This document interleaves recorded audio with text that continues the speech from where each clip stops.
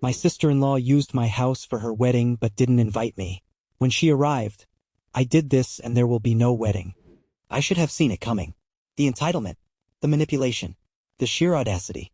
But nothing could have prepared me for the moment I found out that my own house was being used for a wedding I wasn't even invited to. It started as a favor. A simple request from my sister-in-law. "Wouldn't it be amazing if we could have the wedding at your house?" she had asked, eyes gleaming like she was doing me a favor just by saying it out loud. At first, I hesitated. I wasn't particularly close to her. I barely tolerated my in-laws. And the thought of my house being invaded by entitled guests made my skin crawl. But my husband, bless his ever-neutral stance, told me it was my decision. "Whatever you choose, I support you," he had said. I should have said no. I should have trusted my gut. But instead, I made the biggest mistake of my life. I said yes. The moment I agreed, things spiraled fast. At first, it was small things. "Do you mind if I bring over a wedding planner to take a look? Wouldn't it be great if my guests could stay here for the weekend? Oh, by the way, we'll need to move some furniture around for the photos." Before I knew it, my house wasn't mine anymore. Strangers walked through my garden, critiquing my decor. Decorators planned layouts as if they owned the place. And my sister-in-law? She basked in it, telling her friends, her fiancé's family, that this was her home, that she owned this beautiful estate, that her parents had gifted it to her as a wedding present. I didn't care about her lies. She could play her little fantasy all she wanted. What I cared about was the moment I found out the truth. Because one morning, just days before the wedding, I woke up to a casual comment from her. A simple statement that set my blood on fire.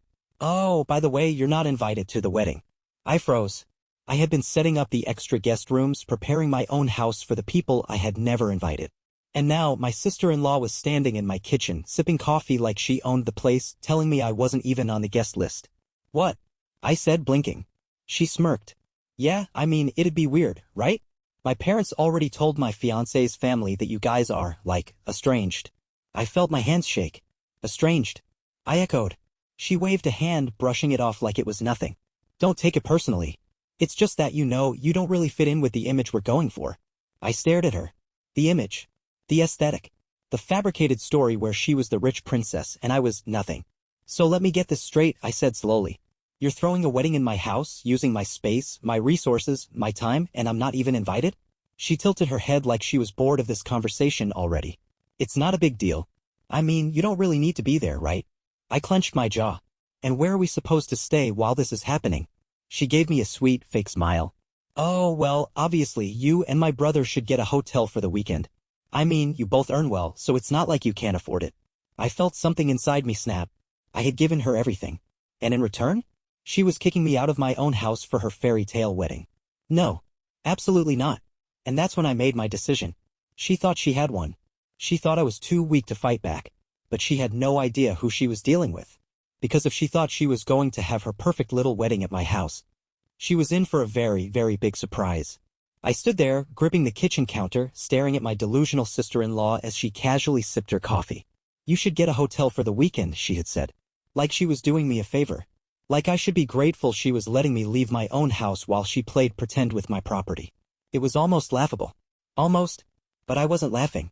I was seething. Because she had made one very, very big mistake. She had forgotten whose house this was. I didn't argue. I didn't yell. I didn't give her the satisfaction of seeing me break. Instead, I did something far worse. I smiled. "You know what?" I said, voice sweet as honey. "You're right. We probably should get out of here for the weekend." Her shoulders relaxed. She thought she had one. But I wasn't done yet. "Actually," I continued, "I think it's best if you guys go ahead and start moving things in now. Make yourselves at home." She beamed. "I knew you'd understand," she gushed. Oh, I understood perfectly. Which is why, 2 hours later, I called my lawyer. Here's the thing about owning your home outright. You set the rules. And if someone decides they can take over your house without your consent, you can legally remove them. So that's exactly what I did.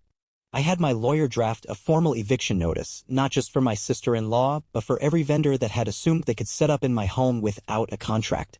Caterers? Gone. Decorators? Gone. The wedding planner who kept calling me by the wrong name? Oh, she was gone first.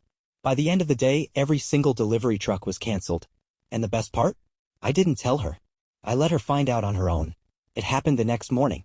I was sitting on my porch enjoying my coffee when my sister-in-law stormed up the driveway. "What did you do?" she screeched. I smiled. "Whatever do you mean?" She practically threw her phone at me. Cancellations. Emails. Vendors pulling out. Her perfect little wedding was falling apart. And I had never felt so alive. You can't do this, she shrieked. I sipped my coffee. Actually, I can. And I did. Her face turned an alarming shade of red. I already told everyone this was my wedding venue. That sounds like your problem, I said cheerfully. She sputtered. You were ruining my wedding. I set my coffee down and stood up. No, sweetheart, I said, stepping closer, I'm taking back what was mine. You thought you could kick me out of my own home? Humiliate me? Treat me like some outsider while you parade around in MY space. I leaned in, dropping my voice. You should have known better. She let out a frustrated scream, stomping her foot like a child. I'm telling MOM, she finally shrieked, storming off to her car. Oh, this was going to be fun. Because I already knew. The next battle was coming. And I was more than ready. I barely had time to finish my coffee before my phone started buzzing like crazy. Incoming calls. Missed calls. Texts from everyone in my husband's family. I smirked. She had called for backup. But I wasn't worried. Because I already knew. There was nothing they could do. I had played by the rules. They had played themselves. The first text came from my mother-in-law. Mill, how could you do this to your own family? I rolled my eyes. Then another. Mil, you are being selfish and cruel. This is sister-in-law's special day. How do you ruin it? Sister-in-law, OMG you psycho, put everything back or I swear I. Oh, the meltdown was delicious. But my favorite? Father-in-law, if you don't let this wedding happen, you are not welcome in this family. I actually laughed. They thought that was a threat. Like I wanted to be part of their chaotic mess. Oh, honey. I had been waiting for an excuse to walk away from them for years. So I did what any reasonable villain in their story would do. I let them keep screaming into the void. And I enjoyed my peace. By noon, they gave up on texting and started calling my husband instead. He walked into the living room, phone in hand, looking amused. Your family is blowing up my phone, he said. I took a sip of my drink. And I told them the same thing I told you, this is your house and your decision. God, I love this man. His phone buzzed again. He glanced at the screen. It's my mom. You want me to answer? I smirked. Oh, absolutely. He put the phone on speaker. Mill, how can you let her do this? This is unbelievable. He sighed. Mom, it's her house. She doesn't want a wedding here. End of story. Mil, but we already sent out invitations. That sounds like your problem, he said, using my exact words from earlier. I nearly choked on my drink. Mil was fuming. You were letting that woman ruin our family. If our family falls apart because of a wedding venue, my husband said calmly, then maybe it wasn't a strong family to begin with. Boom. Silence. Then, click. She hung up. I looked at him, grinning. You were so hot when you shut them down. He smirked.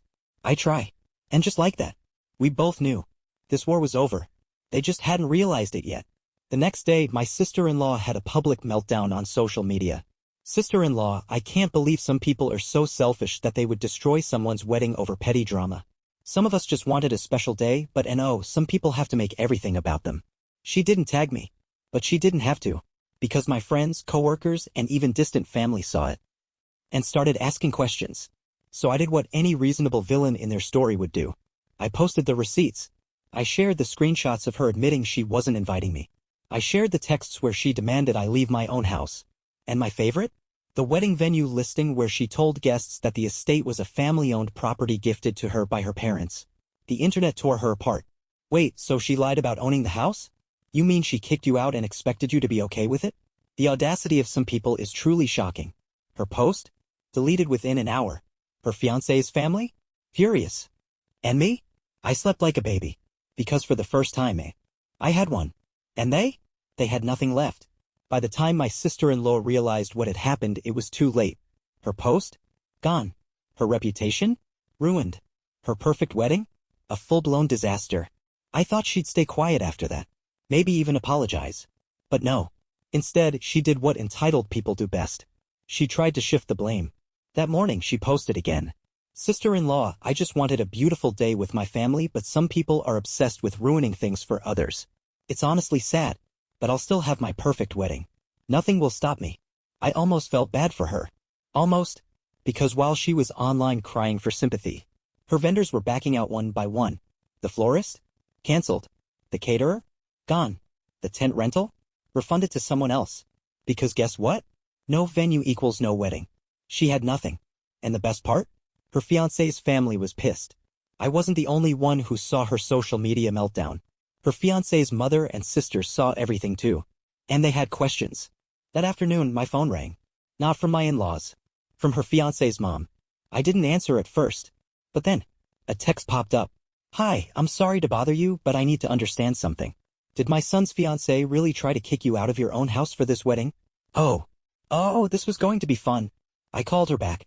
And for the next 30 minutes I told her everything. The fake stories. The entitlement. The way she treated me like a servant while calling my house her family estate. By the end of it, future mother-in-law was fuming. Thank you for telling me the truth, she said. I had a feeling something wasn't right. Then she hung up. And I knew it. The real storm was coming. That evening, the final blow landed. Her fiancé called my husband. Hey man, I just wanted to say. I'm sorry for everything. My husband raised an eyebrow. Sorry? A long sigh. Yeah, my mom talked to your wife. And I talked to my family. And honestly, I can't believe she pulled this crap. Silence. I'm calling off the wedding. I dropped my phone. I wasn't expecting that. My husband glanced at me, then back at the phone. Are you sure? He asked. The guy let out a humorless laugh. Dude, she lied about owning a house. What else has she lied about? Fair point. And just like that, the wedding was dead. Her dream shattered. And me? I just sat back and watched the fireworks. Because this was the karma she deserved. The moment her fiancé called off the wedding, the news spread like wildfire. Family members, friends, guests who had already booked flights. Everyone was talking about it. And my sister-in-law? She went absolutely feral. She showed up at my house that same evening. I didn't invite her in. I didn't have to. Because she was screaming before I even opened the door. You ruined my life, she shrieked, tears streaming down her face. I raised an eyebrow. I ruined your life? Yes, she sobbed. My fiancé left me. His family hates me. My wedding is cancelled. And it's all your fault. I actually laughed. No, sweetheart, I said coldly. You did this to yourself. She froze. Her lips parted, speechless for the first time. You lied to everyone, I continued. You tried to steal my house, humiliate me, and kick me out of my own home. And now that it backfired, you want to cry about it. Her face twisted in pure rage. I hope you're happy, she screamed. I tilted my head. Oh, I am. And then I shut the door in her face. Because she wasn't my problem anymore. With no fiancé, no wedding, and nowhere to go, my sister-in-law ran to the only people who still tolerated her, her parents. Big mistake. Because of my in-laws? They were embarrassed as hell. Her lies were exposed. Her debt was piling up. Her entire image had crumbled overnight. And now they were stuck with her mess. Mother-in-law, you humiliated this family. Father-in-law, you lied to us all. We defended you. And the best part? They had already spent thousands on her wedding. Non-refundable deposits. Custom dresses. Hotel blocks for guests who weren't coming anymore. She had burned everything to the ground. And now? She was completely alone. 3 months passed. 3 months of radio silence. No texts. No calls. No social media rants. She had disappeared. Until one day, I got a single message from an unknown number. I just wanted to say I'm sorry. That was it. No begging. No excuses. No fake victim act. Just an apology. I stared at it for a long time. Then, I deleted it. Because she wasn't worth a response. She had shown me exactly who she was. And I was finally free. After my sister-in-law's apology text, I expected her to try again. To beg. To guilt trip. To find some new excuse to drag me back into her mess. But she never did. And that was the real proof that she had lost. Because for the first time, she couldn't manipulate her way out of this. She had burned every bridge. And now? She was trapped in the ruins. I didn't check in on her. I didn't ask around to see how she was doing. I had washed my hands of her. But life has a funny way of bringing you updates when you least expect it. One day, I ran into an old mutual friend, someone who had been invited to the wedding before it got cancelled. So, you heard what happened to her, right? She asked. I raised an eyebrow. No. But I have a feeling you're about to tell me. She grinned. Oh, absolutely. Turns out my sister-in-law's fiancé had completely cut her off. He blocked her number. He told everyone she was a liar. He refused to return any of the money her family had spent on the wedding. And the best part? His entire family disowned her. They didn't just dump her. They publicly humiliated her. At family gatherings, whenever someone asked about the wedding, they'd laugh and say, "Oh, you mean the one that never happened?" Yeah, turns out she was a liar. She had lost everything. And I had never felt lighter. Life after that was blissful. No more in-law drama. No more passive-aggressive texts. No more entitled bridezilla ruining my peace. My husband and I thrived without her family constantly causing chaos. And as the months passed, we realized something. We had been so much happier without them. So we made a final decision. We stopped visiting his family. We stopped answering their calls. We stopped entertaining their nonsense. Because if they had defended her lies once, they'd do it again. And we were done with all of it. A year later, I found out she moved out of state. She was completely alone.